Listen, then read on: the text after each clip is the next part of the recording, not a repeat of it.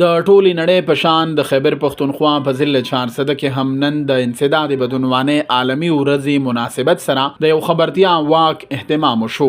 په واک کې د سیول سوسایټي نمائندو، تاجرانو، استادانو، د ژوند د بیلابیل څانګو سره علاقه لرونکي خلکو او د سکول ماشومانو په لوی تعداد کې ګډون وکړو. په واک کې ګډونوالو په لاسو کې پلیکارډې او بینرې اوچتې کړې وي، په کوم چې د بدعنوانۍ د ختمېدلو، شفافیت وړاندې کولو او د احتساب مضبوط نظام قیام او جوړولو حوالې سره نارې درج وې. په دې موقع اسسټنټ کمشنر چارسده محمد آفتاب منیر وویل چې د کرپشن په ضد خلکو کې شعور راوستل د وخت اهم ضرورت دی چې نوې نسل ته یو صفا، شفاف او مضبوط نظام ملو شي. اور یہ کرپشن کے ناسور سے کے سلسلے میں آگاہی فراہم کرنا تھا.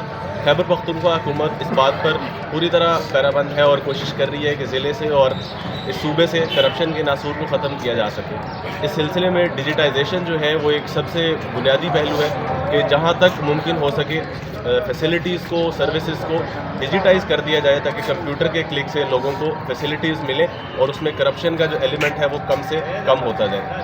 آپ تمام سے بھی درخواست ہے چارسدہ کے رہائشیوں سے، اگر کوئی اس طرح کا آپ دیکھیں جہاں پہ آپ کے جائز کام کے لیے آپ سے کوئی رشوت طلب کرے یا آپ سے کوئی ناجائز مطالبہ کیا جائے، تو آپ سے درخواست ہے کہ آپ ہمارے آفیسز آپ لوگوں کے لیے کھلے ہیں، ہمارا آفس، ڈی سی آفس، باقی تمام دفاتر، تو آپ لازمی آئیں اور اس کی اطلاع کریں اور انشاءاللہ اس کے خلاف کارروائی ہوگی. آئیں مل کر چارسدہ کو ایک کرپشن سے پاک ضلع اور کے پی کو کرپشن سے پاک صوبہ بنائیں.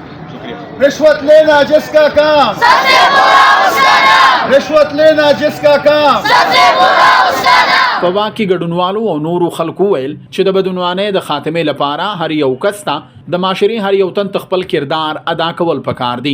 واک کې ګډونوالو حکومت، متعلقه ادارو او سماجی تنظیمونو نه مطالبه وکړه چې د کرپشن د مخنیوي لپاره سختۍ سره قانون باندې عمل درآمد، شفافیت سره فروغ او عوامي سطح باندې د خبرتیا مهمات دا سلسله د نور هم جاری وساتل شي.